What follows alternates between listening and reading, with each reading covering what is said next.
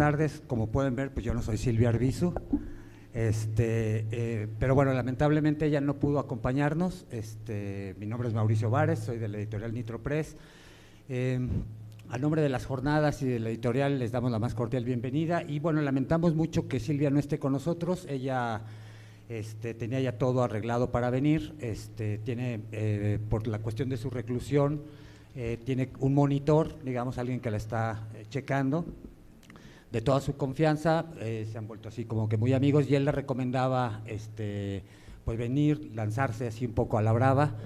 Y ella, para evitarse problemas, pues fue con el juez y más bien trató de hacerlo todo de manera muy formal, que quiso avisar que tenía que venir a presentar su material aquí, tanto ayer como hoy, y sin embargo, bueno, el juez le revocó el permiso y no solo eso, sino que la hizo entrar nuevamente a este sistema híbrido en el que pasa 4 días fuera de la cárcel y tiene que ir, me parece que sábado, domingo y lunes, nuevamente a recluirse, que hasta donde nosotros sabemos pues es una situación ilegal porque de hecho no existe una figura para esa situación, al grado de que, como bien lo cuenta incluso en el libro más reciente, que es Morir de Tiriza y Carcelazo, que fue el que presentamos ayer, cuando va a recluirse no tienen dónde ponerla, o sea, no saben si ponerla con las que ya están condenadas o con las que apenas están esperando juicio. Entonces, normalmente le toca una celda ahí, la primera que se encuentran, alejada, etcétera, etcétera, no hay custodias que la atiendan, etcétera, etcétera. Entonces, es un relajo. Entonces, lamentablemente, bueno, ya volvió a ese sistema y no pudo venir.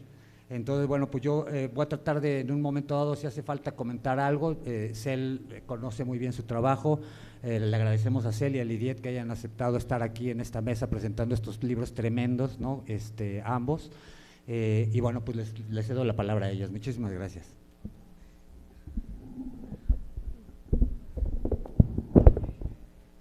Muchas gracias, Mauricio, Carlos, Lilia, Nitro Press, Lidiet, Silvia en espíritu, porque creo mucho en el espíritu y en las palabras, por esta oportunidad. Para mí estoy muy emocionada, he estado lo digo de broma todo el tiempo, he estado muchas veces en el Palacio de Minería, la mayoría para hablar de poesía.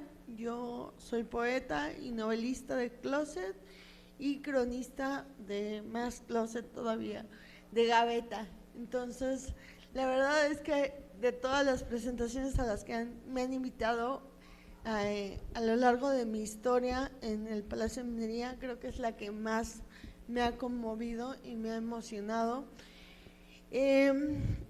Yo estudié periodismo hace muchos años y como buena estudiante de periodismo me decepcioné del periodismo, de la crónica, de la objetividad, de los señores a muy temprana edad, y me juré a mí misma que no iba a volver la vista atrás, y mantuve mi promesa muchos años, de verdad, y me consagré a la poesía y me consagré a la lectura de novela, a la lectura de ensayo, de todo menos de algo que rozara los límites del periodismo, hasta que llegó la pandemia y me reencontré con un viejo amigo de la universidad, que es Hugo Roca Juglar, un gran cronista mexicano, joven, con quien fui contemporánea en la Carlos Septién, sin saber que los dos éramos contemporáneos y que estábamos tan cerca.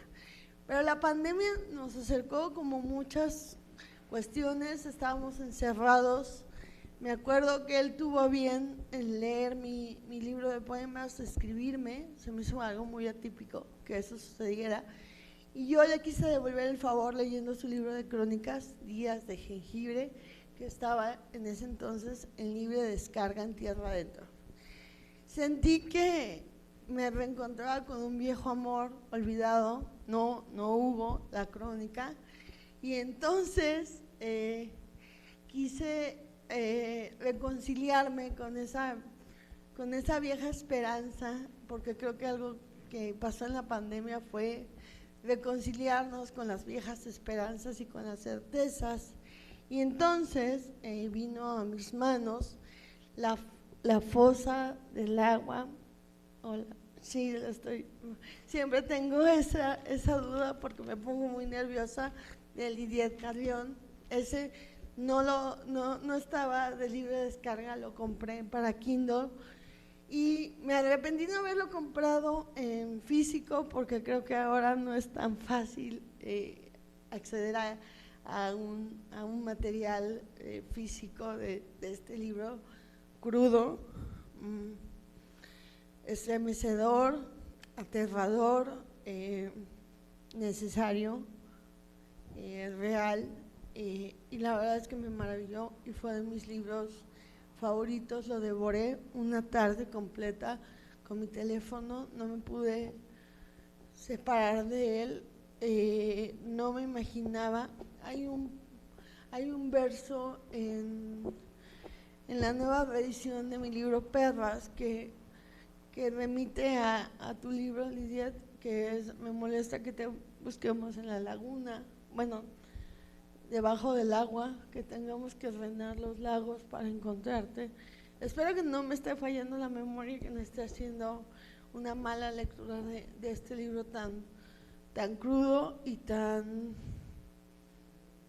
Dios, estos son libros que no debieron haberse escrito, pero que se escribieron porque están sucediendo las cosas.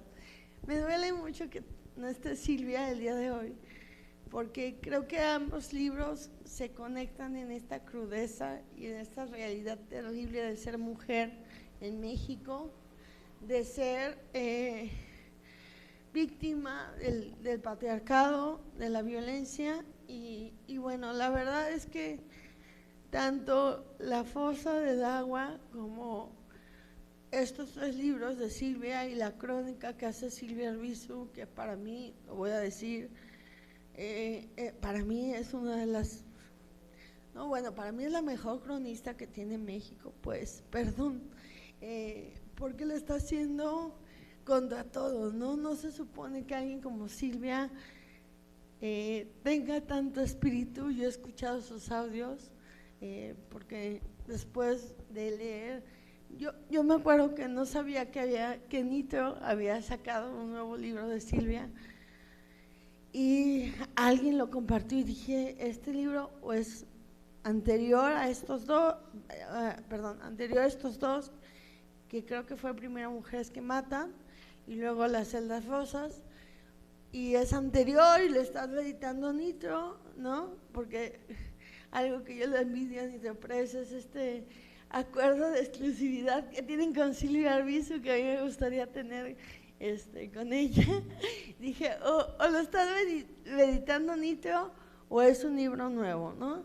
Me di cuenta que era un libro nuevo, lo mandé a pedir así de inmediato y me acuerdo que venía en un avión llorando porque no sabía que Silvia ya había salido del reclusorio y me acuerdo tener a mi esposo a un lado y decirle, ya salió, y me dijo, ¿quién?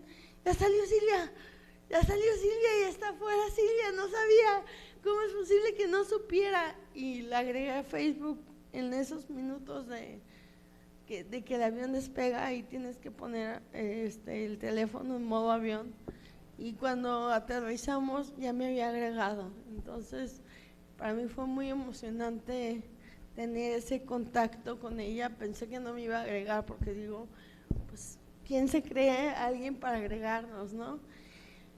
Entonces, bueno, me entero de este nuevo libro, le escribo a ella, empezamos a intercambiar audios de WhatsApp y la escucho tan viva, tan ella, tan real, como la leo y digo, Dios, qué espíritu, ¿no?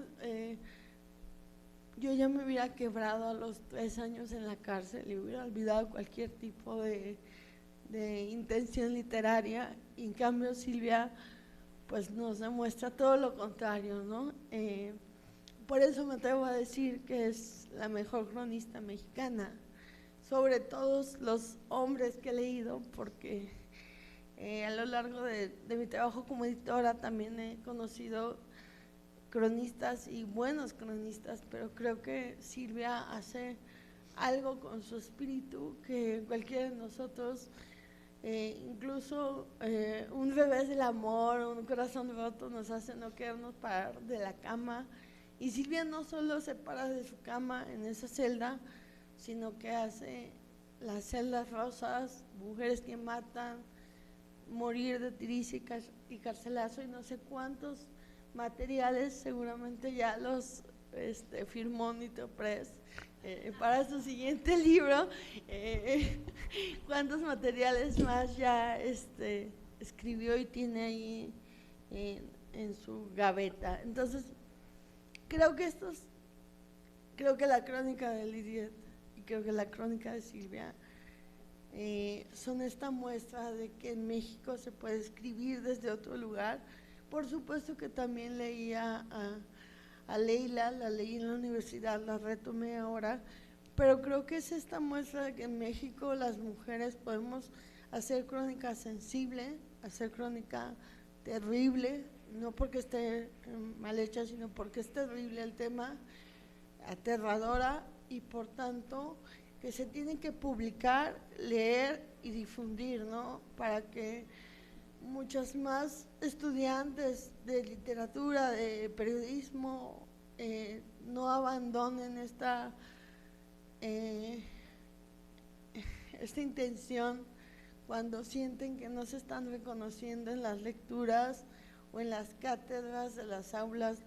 Pienso de periodismo porque no estudié letras, pero bueno, creo que para que más mujeres se acerquen y sientan, ¿no?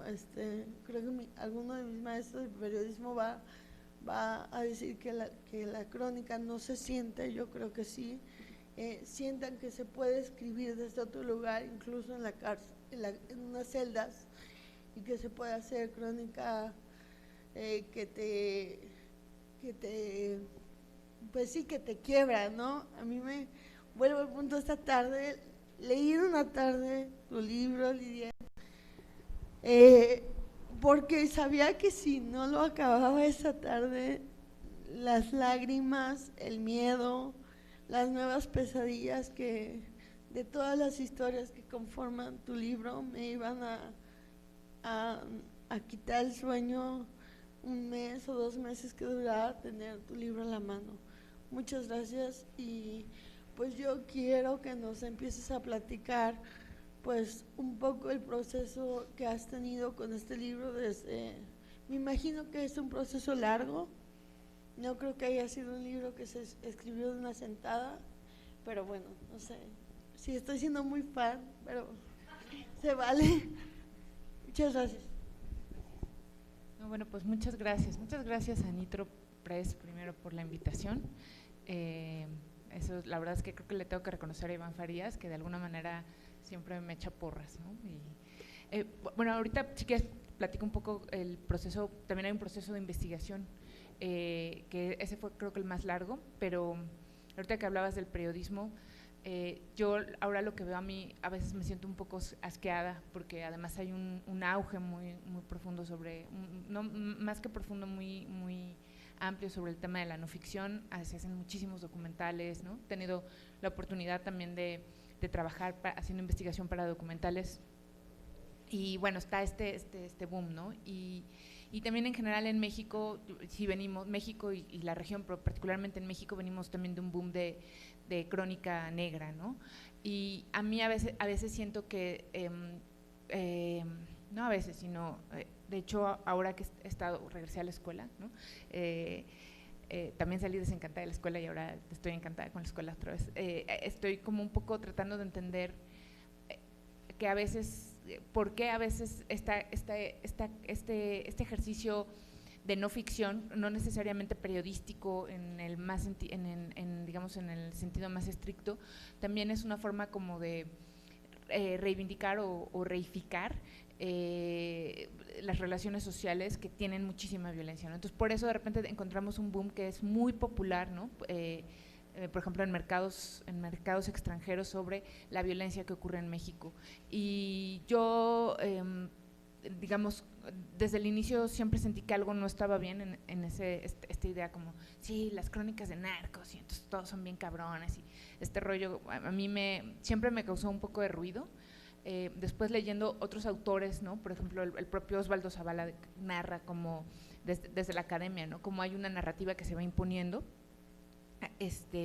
hasta leer a otros que vienen precisamente del norte, ¿no? De seguro lo voy a decir mal el nombre porque yo soy un poco como Peña Nieto, siempre me equivoco con los nombres y los títulos, entonces, Wilibardo Delgadillo, Fabular Juárez, sí, yo así, bueno, ahora estoy dando clases en la universidad y siempre digo, bueno, voy a dar el Peña Nietazo, ¿no? Esperen, aguanten, Wilibardo Delgadillo con Fabular Juárez, como hay una narrativa que además también nos sitúa en un espacio, digamos, en un espacio, un imaginario social, además enorme, global, en donde México es acá, ¿no? Hay ni siquiera una exaltación, sino un decidir que eso somos, una reificación de lo que somos como pueblo, como sociedad, ¿no? Y que también ha tenido una repercusión muy fuerte en la creación de identidades en el país, ¿no?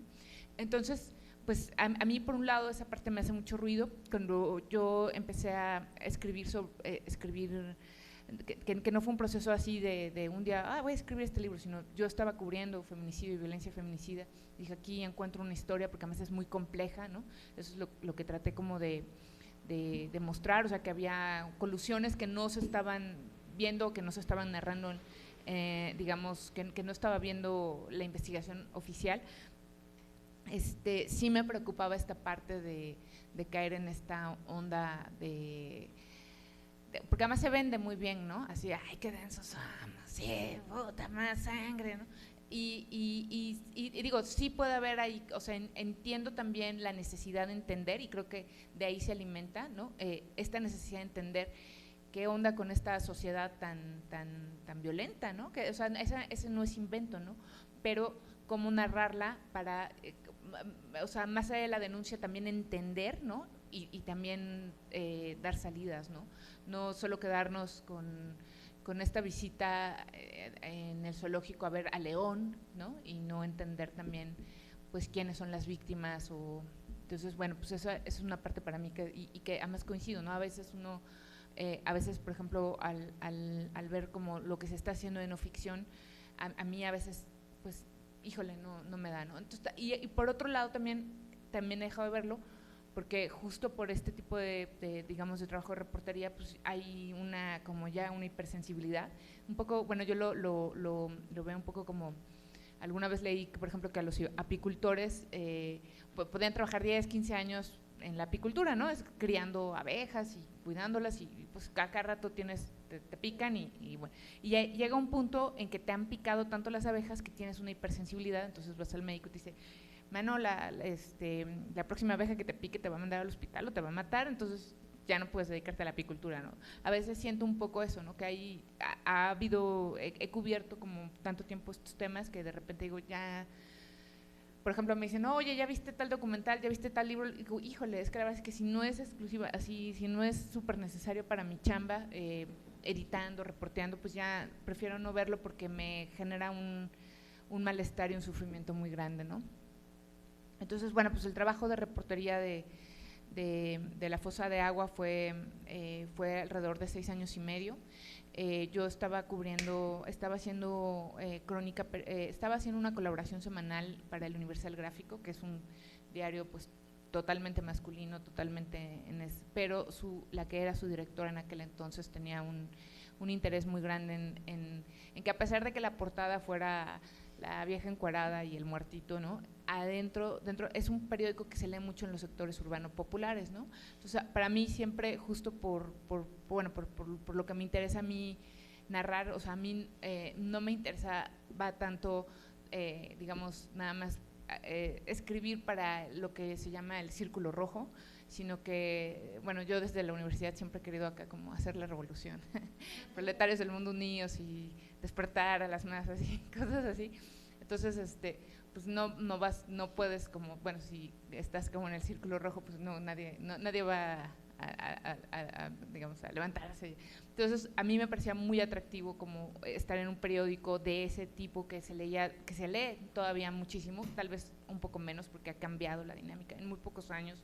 en realidad, pues hablar, digamos, escribir para el sector urbano popular, y fue una ¿cómo podemos llamar? Una escuela muy interesante, porque, por ejemplo, desde yo, que acá reportera, que le interesaba los derechos humanos y tal, bueno, pues si llegas y, oye, vamos a hablar de las masculinidades tóxicas, o vamos a hablar de los derechos violados en tal, pues tienes que cambiar totalmente el lenguaje, tiene que ser un lenguaje que todos podamos entender, que todas, todos y todes, ¿no? Como, o sea, que realmente, que no tengas que tener, que no tengas que estar convencido antes para entender lo que estás como lo que estás narrando, ¿no? Lo que está, y para mí eso fue, o sea, para mí eso ha sido como una escuela muy importante. Entonces, bueno, estando haciendo esta colaboración semanal, pues obviamente cada semana cubría historias terribles, ¿no?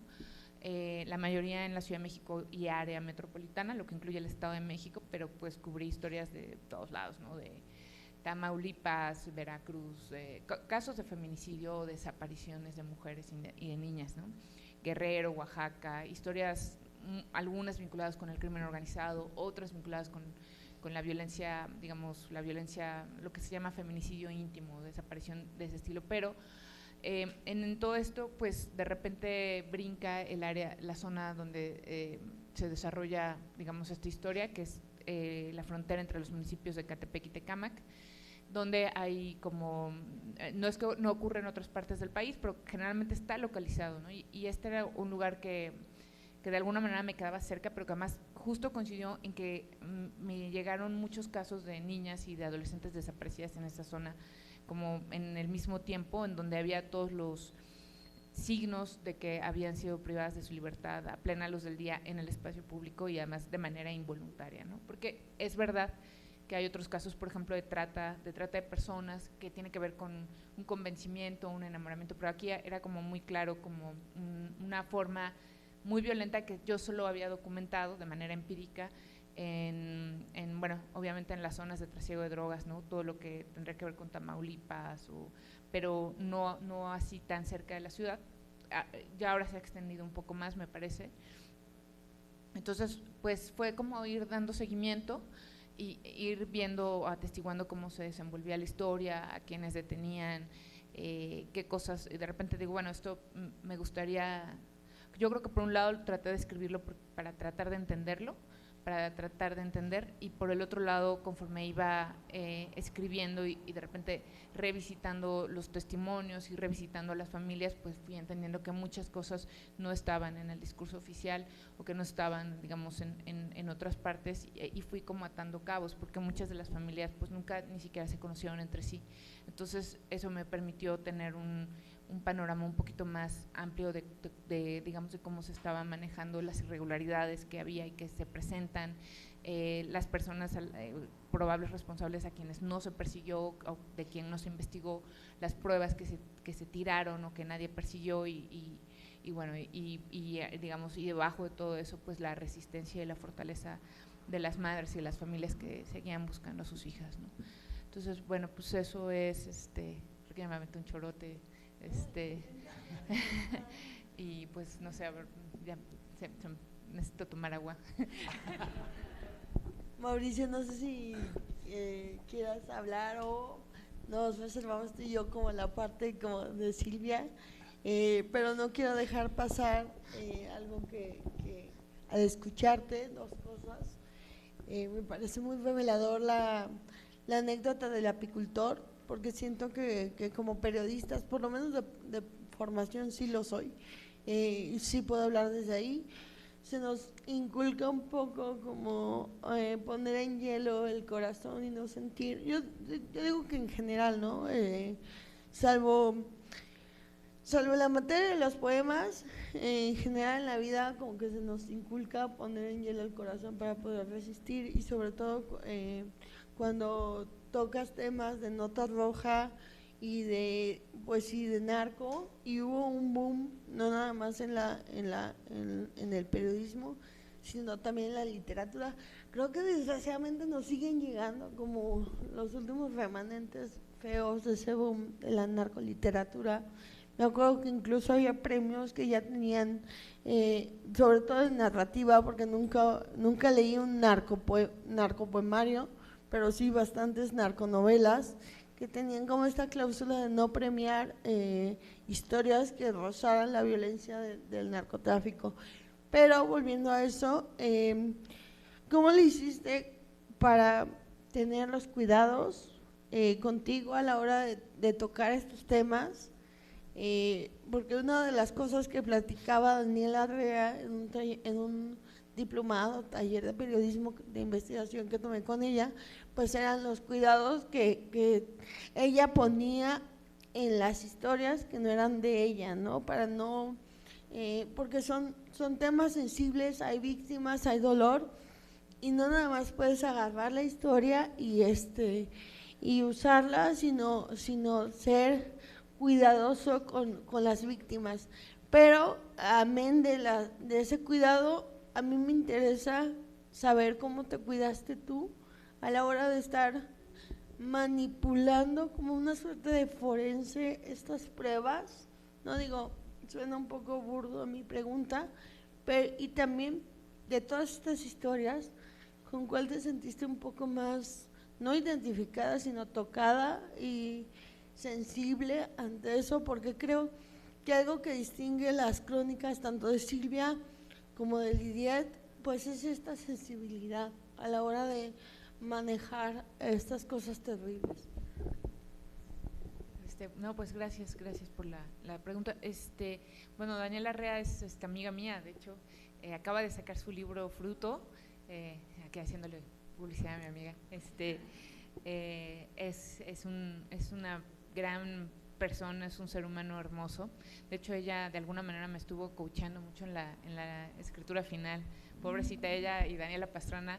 Yo soy muy insegura, entonces también por eso casi no termino las cosas, porque siempre siento que les falta y que son una basura y que para qué los voy a publicar. Entonces se los mandaba y les mandaba segunda versión y tercera versión y cuarta versión.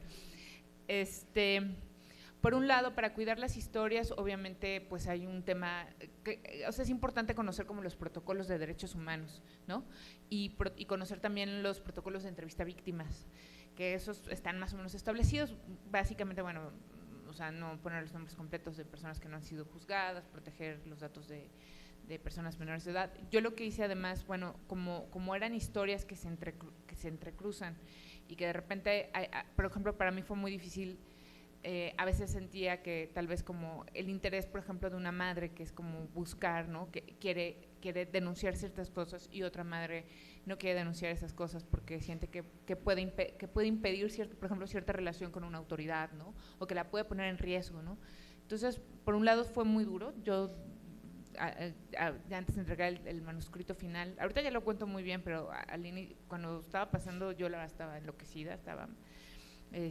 no, ni dormía, ¿no? Pensando en si no me había equivocado, o sea, había como mucha…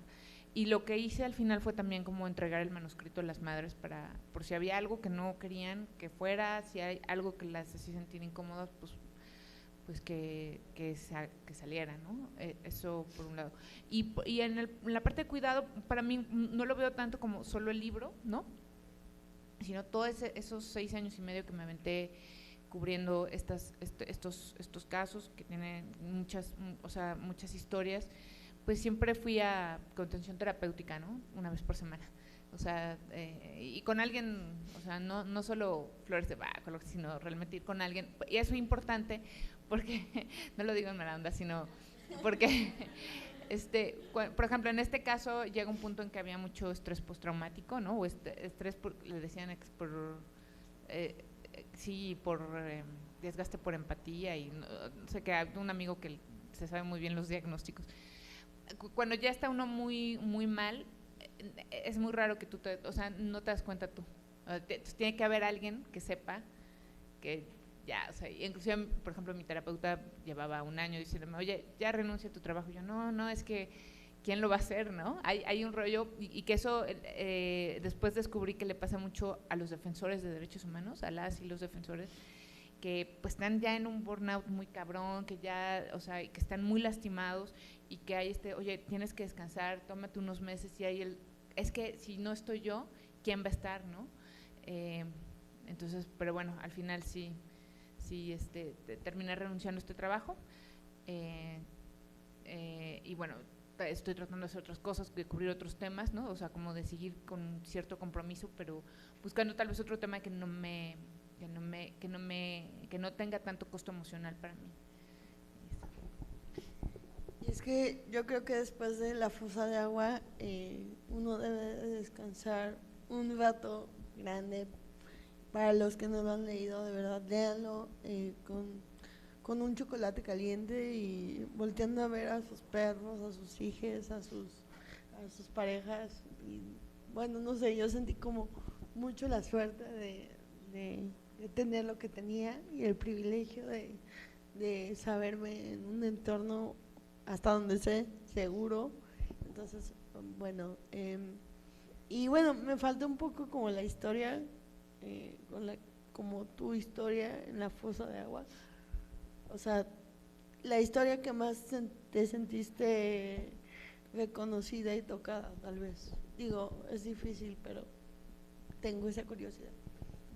Pues sí es, no sé si tocada, pero o sea, hay distintos aspectos que, por ejemplo, en el caso de Luz del Carmen, pues no, me costó trabajo ver a Luz del Carmen, pero con su mamá sentí un afecto muy profundo, ¿no? Porque conocí el caso más o menos de 2000, bueno, prácticamente, ¿no? Ella desapareció pues creo que sí, en Semana Santa de 2012 y yo conocí el caso, habrá sido un mes después, un mes y medio después, ¿no? Entonces, y a su mamá la vi.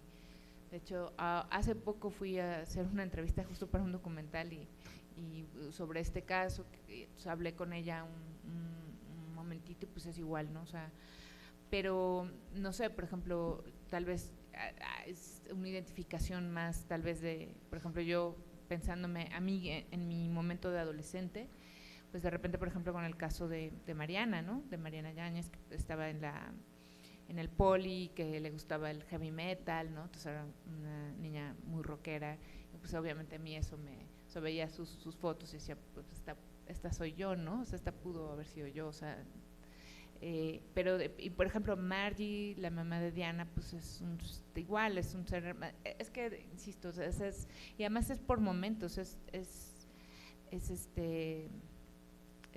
por momentos, ¿no? Que de repente esto acá, ¿no? Por ejemplo, el caso de Margie también me tocó conocerlo a la semana, ¿no? De que ella desaparece, el de Mariana también, en fin, o sea, es como, y el caso, digamos, la columna vertebral, el de Bianca, pues es por ejemplo un aspecto más cerebral, ¿no? Hay una identificación con Iris de esta capacidad, de esta inteligencia de repente ver que la están engañando, en fin, o sea, entonces sí sería como difícil realmente, ¿no?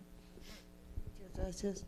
Mauricio, no sé si le entramos a la parte de nuestra querida Silvia en espíritu, porque no quiero también pasar de esta lectura, quizá tú hablando como editor y tu experiencia, que seguramente me voy a morir de envidia, pero voy a intentar domar mi envidia y no ponerme verde. Tu experiencia o su experiencia, a lo mejor también con Lilia, de ser editores de Silvia Arbizu y de cómo nace pues esta relación, porque al final como editores de pronto nuestros autores se vuelven hijos, se vuelven no sé, como parte de nuestra familia, y a veces la familia también es problemática, ¿no? No creo que sea el caso de Silvia, pero lo digo como editora también de una editorial independiente que maneja crónica y que maneja autores. Sí, siempre los ves un poquito como tus hijos. A ver, tú tápate ahí, porque que también es mi autor.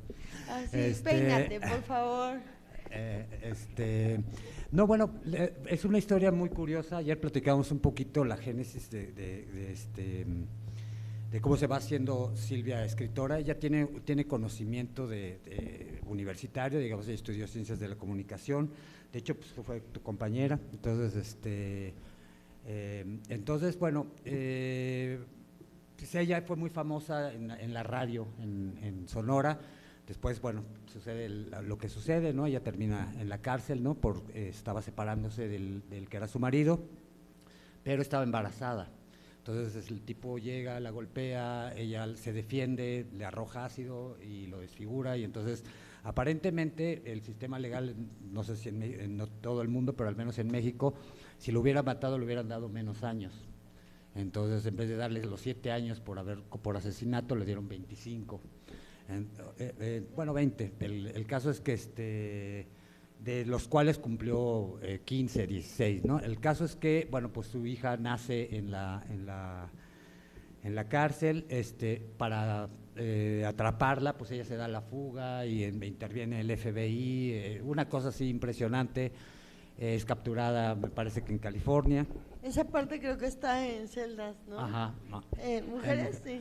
Entonces, es un caso del que ella nunca no ha querido platicar, o no ha querido centrarse, sino que tiene fragmentitos por aquí, por allá.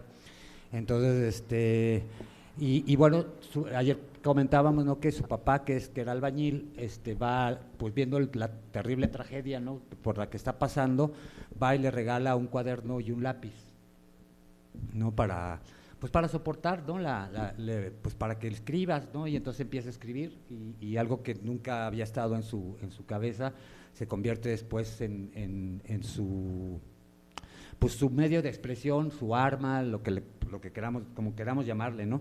Entonces ella ganó concursos interpenitenciarios, los que se le dio la gana, con cuento, con dramaturgia, con poesía. Empezó a hacer también teatro ahí en la cárcel. Empezó a tomar taller con Carlos Sánchez. Esto es muy importante porque Carlos, él trabaja mucho en centros penitenciarios allá. De hecho, cuando yo he ido a Hermosillo me ha llevado en vez de llevarme al Pluma Blanca, me lleva al reclusorio de hombres, al de mujeres y al uno juvenil.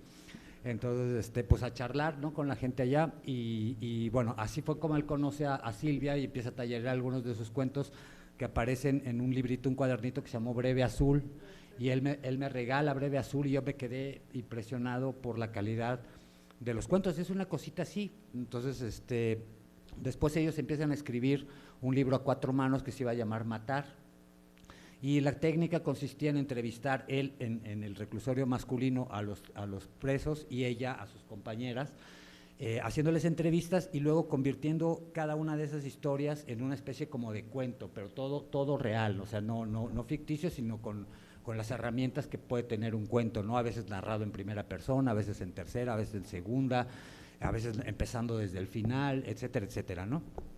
Entonces, Carlos mete su parte a concurso y gana el premio Libro Sonorense. Entonces ese proyecto como que se rompe un poquito, pero más adelante nosotros les proponemos a ambos juntarlo nuevamente, porque el premio Libro Sonorense en ese entonces nosotros todavía no lo publicábamos.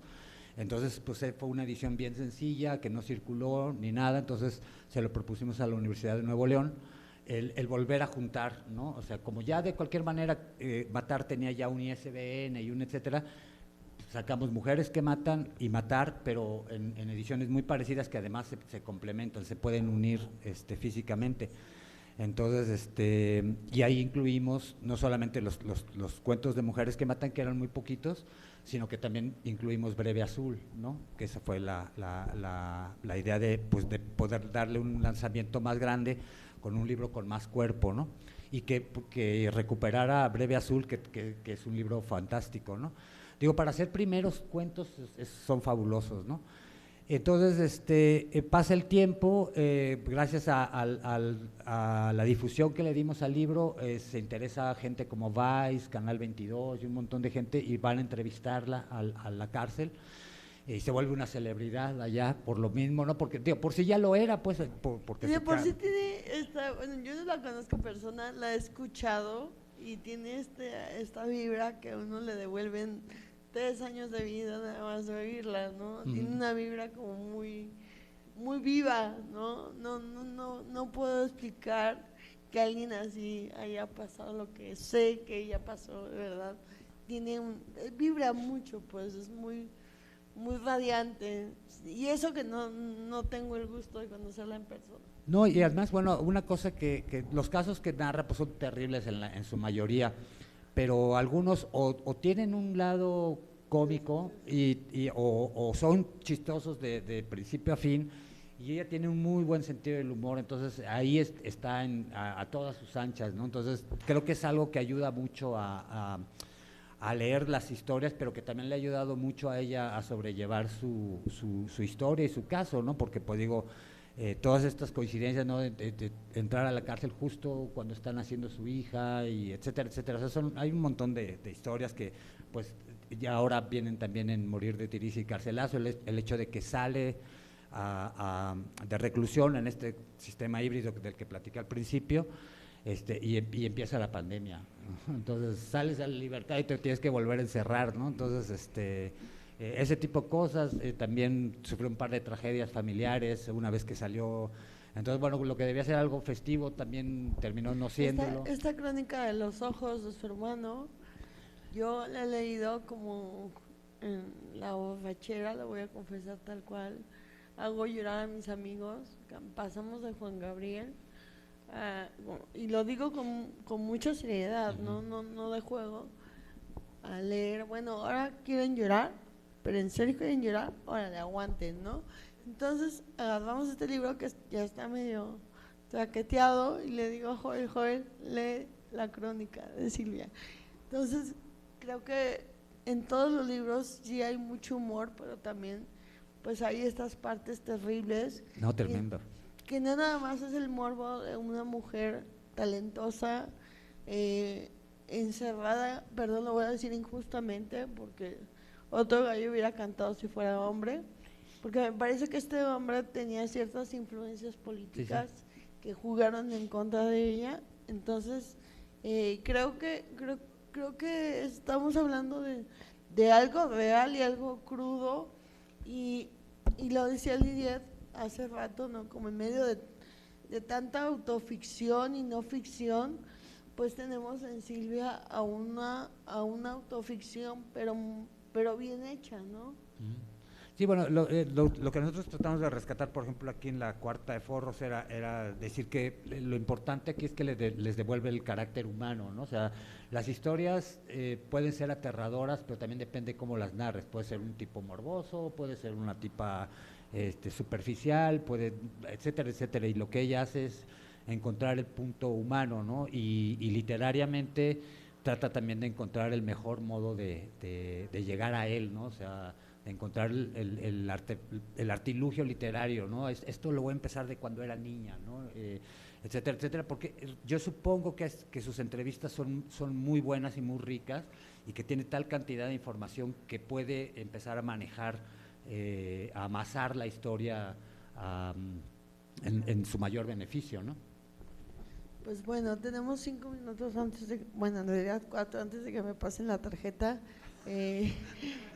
Si alguien tiene alguna duda o comentario para nuestra invitada.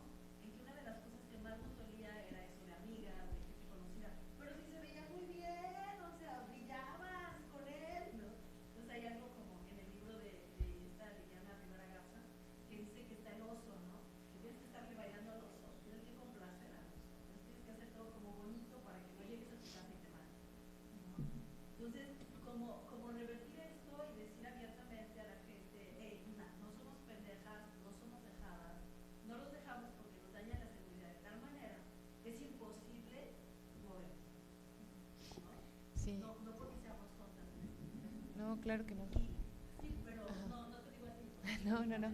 No, es que ahorita me recordaste, bueno, no en el libro, pero en mi trabajo periodístico he cubierto los casos, no sé si conoces a Carolina Ramírez en Jalapa, ¿sí? Ellos empezaron, que habrá sido más o menos hace 5 años, con Católicas por el Derecho a Decidir, una campaña que se iba a llamar, ya no recuerdo si sé, porque justo en eso también nació mi hijo y también fue como que me salí un poco de canal. Yo soy en aquel entonces, imagínate, eran 7 mujeres asesinadas al día, o sea, ahora son 11, ¿no? O sea, y entonces la campaña se iba a llamar Yo soy la número 8, ¿no? Y decían, no, pero ¿cómo nos vamos a poner al lado de las muertes? Y Carolina decía, pues es que sí, ¿no? Y por ejemplo, el caso de Carolina, que en algún lado lo publiqué, ya no sé dónde, pues es tremendo. Ella es una mujer profesionista, una chingona adorable, güey. Además ya en los 50, no sé, o sea, ya ha tenido 50 años, 55. O sea, ya cuando dices, ya a mí ya no me va a pasar, ¿no? Ya, porque además las franjas de violencia acaba alrededor de los 45, ¿no? Entonces supone que después ya la libraste. Entonces, ella es una mujer exitosa, feliz, todo eso, se reencuentra emocionalmente con el padre de su hija ya tiene 20 y tantos o 30, ¿no? Y entonces empiezan a andar y el tipo literal la droga y la secuestra semanas. En ese tiempo la golpea, todas las agresiones posibles, todas las violencias posibles, y ella logra salir, o sea, se escapa, ¿no? Entonces ella cuenta su historia y empieza a aglutinar esto. Actualmente están, también por ejemplo otro caso de una periodista joven, 27 creo, en Mérida, ese es del año pasado. No recuerdo cómo se llama. Lo cubrí también, pero es que te digo, ya tengo tantos casos en la cabeza que los nombres ya perdóname, soy el Peña Nietos, igual. Y el tipo la amenaza y la empieza a ahorcar y le empieza a decir, ya nos morimos todos, y ella le empieza a decir, no, güey, lo que tú dices, ¿no? No, yo no te voy a acusar, ¿cómo crees? Vamos a estar juntos. Pero ella pensando, si no le digo eso ahorita, va a sigue apretando, ¿no? Lo convence y mete la denuncia. Y entonces, ante cierta, digamos, sector social, pues ella es la traidora, ¿no? Porque lo engañó. No, pues salvó su vida, ¿no? O sea, salvó su vida y ella está llevando el caso. Y actualmente hay una iniciativa, a ver si me ayudas, porque, insisto, quieren escribir sus historias directamente en primera persona, todos estos casos de sobrevivientes de feminicidio. De nuevo, hablando de esto, no podemos, negar o obviar la historia de Elena Ríos, saxofonista hipertalentosa, ¿no? Que también se ha aventado un tiro enorme contra su agresor. Su agresor es un tipo poderoso en Oaxaca. No, creo que lo revirtieron, pero hay uno que está fugado, pero que además le han retirado las medidas cautelares una y otra. Entonces, eso es algo, fíjense que es un tema que habría que hacer desde el punto de vista periodístico, lo cansado que es ser víctima en este país, porque siempre tienes que estar peleando contra las autoridades. Justo ahorita me habló, no es feminicidio, es el caso de un homicidio, de hecho, por una mujer, su exesposa, un caso que cubrí hace 1000 años, él era saxofonista también, curiosamente, tocaba en los rastrillos, pero además tocaba en la Filarmónica del Poli y en varios lados. Y bueno, igual por la familia es la que logra establece qué es lo que pasa, y esto fue hace 15 años, ¿no? O 8, y me dice, justo hace 2 días me habló la mamá y me dice, es que el asesino, porque fue una pareja, ¿no?, ya metió otro amparo, pero además saben cómo estar haciendo que el caso, aunque ya haya sido sentenciado 2 veces, siga presente y siempre vaya a haber el momento que se va a ir. Y entonces digo, y si yo me distraigo, pero yo ya estoy vieja, ya quiero dedicarme a otra cosa, entonces tienes que estar pendiente una y otra, y pasan los años, y nunca, y tienes que estar pendiente o de que no salga a la cárcel, o de que no trata, entonces bueno, pues ese es otro tema, ¿no? Pero yo creo que sí se están organizando las sobrevivientes de feminicidio. Es un tema que hay que poner sobre la mesa, porque además no es ni siquiera es que eso no es que pase solo a un sector social, es la violencia de género es transversal, totalmente, ese aspecto es bastante democrática. Sí es verdad que hay sectores que están más en riesgo que otros, por ejemplo, en el caso, por ejemplo, de las zonas más marginales, pienso, por ejemplo, en un lugar que yo considero que es como Silent Hill. O sea, sí, eso es lo que me recordó, que fue San Fernando, Tamaulipas, ¿no? Donde, bueno, no es contra mujeres, es contra todo, o sea, lo que se mueva, ¿no? La mitad del pueblo se fue, la otra mitad está desaparecida, o sea, pero es real que todas tenemos ese riesgo, ¿no? No es que uno sea tonta, y es que además también se mezclan tantas cosas, o sea, yo creo que eso es lo terrible y lo perverso de la violencia contra las mujeres, del feminicidio íntimo, que además, pues claro que hay emociones, pero eso no te hace tonta, o sea, eso te hace ser humano, ¿no? O sea, en fin, no sé si eso iba por ahí. Pues bueno, podríamos seguir, pero ya nos pasaron la tarjeta de Sábado Gigante.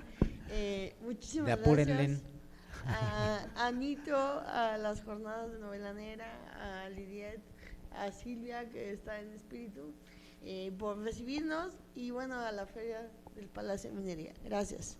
Sí.